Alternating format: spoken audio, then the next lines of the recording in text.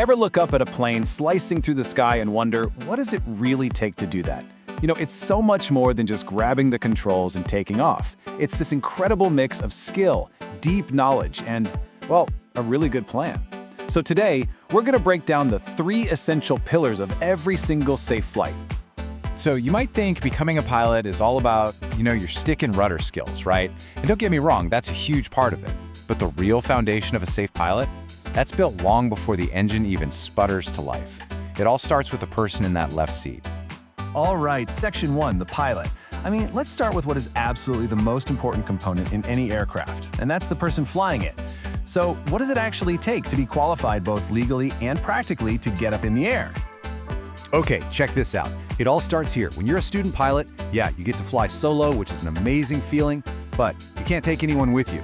Earning your private pilot certificate, though, that is a total game changer. All of a sudden, you can bring your friends, your family, but there's a really important rule. You can't get paid for it. You can share the costs, split the gas money, but you're not a taxi service. It's a huge leap in what you're allowed to do, and a big step up in responsibility. So, how do you get there? Well, it all starts with logging flight time. The FAA says you need a bare minimum of 40 total hours to get your private pilot certificate. And of those 40 hours, at least 20 of them have to be with a certified flight instructor. This is where you learn everything from the absolute basics to what to do when things go wrong. And then, the big one. To prove you've really got it, you have to fly at least 10 hours completely by yourself. We're talking solo cross-country flights and everything. This is where you really build that confidence and learn to make the tough decisions.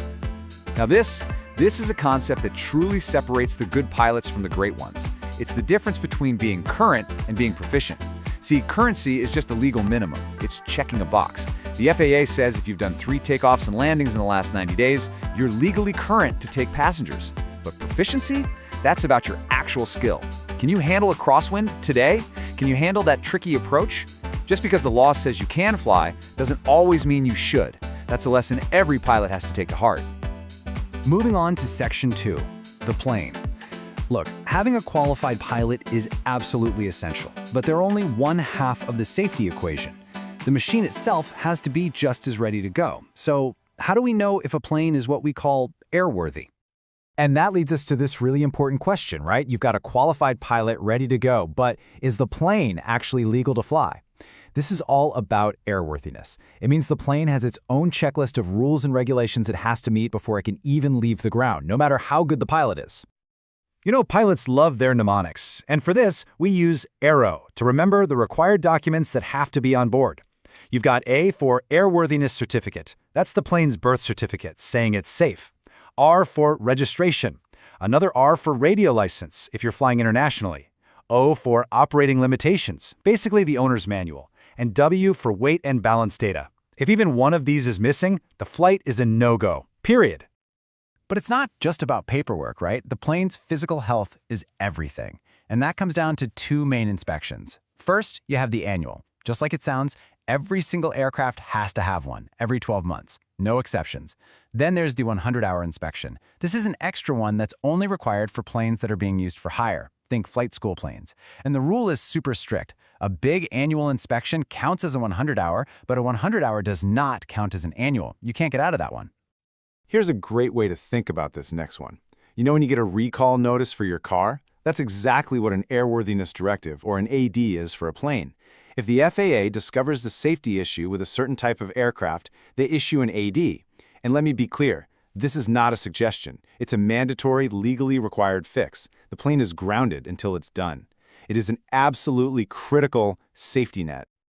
All right, on to our third and final part, the plan. So our pilot is qualified, the plane is airworthy, we're ready to just hop in and go, right? Not so fast. Every single safe flight begins long before you get to the airport. It starts on the ground with a rock-solid plan. And that plan? It always begins with the weather. Now, when it comes to weather, there are 2 tools pilots absolutely live and die by. You've got your METAR and your TAF. Think of it this way. A METAR is like a photo. It's a snapshot of the weather at an airport right now. A TAF, on the other hand, is like a movie trailer. It's a forecast for the next 24 hours. So the METAR tells you what's happening, and the TAF tells you what's probably going to happen. This next rule is so simple, but it's absolutely brilliant for keeping planes safely separated. It's all about your cruising altitude. If your general direction is east, you fly at an odd 1,000-foot altitude, plus 500 feet. So think 3,500, 5,500, 7,500. But if you're heading west, you fly at an even 1,000-foot altitude, plus 500 feet, like 4,500 or 6,500. It's this beautiful, simple system that creates invisible highways in the sky, keeping everyone safe. You know, some weather you just don't mess with. You don't fly through it, you don't fly over it, you just avoid it entirely. And the king of that list is the thunderstorm. This brings us to one of the most important rules in all of flying. Give thunderstorms a very wide berth. The danger, the turbulence, the hail, the lightning, it stretches from miles and miles beyond what you can see. The rule of thumb, stay at least 20 nautical miles away. No exceptions. And that brings us right back to where we started. Flying safely isn't about mastering just one thing. It's about constantly managing these three pillars, having a qualified and proficient pilot, an airworthy plane, and a solid, well-thought-out plan. You take one of those away, and the whole thing can come tumbling down. Now, everything we've talked about today, honestly, it is just scratching the surface. This is just a tiny piece of what a pilot needs to know. If you're serious about this stuff and want to really dive deep, the source for this whole explainer was the ACS Oral Exam Review, Comprehensive Private Pilot by Mickey Cook. It is an absolutely fantastic guide. You can find it on Amazon. And hey, great news, it's coming soon to Audible, and it'll be narrated by Tom Brooks. For anyone even thinking about becoming a pilot, it's an essential tool. Because at the end of the day, a great pilot is one who never, ever stops learning. Thanks for joining me.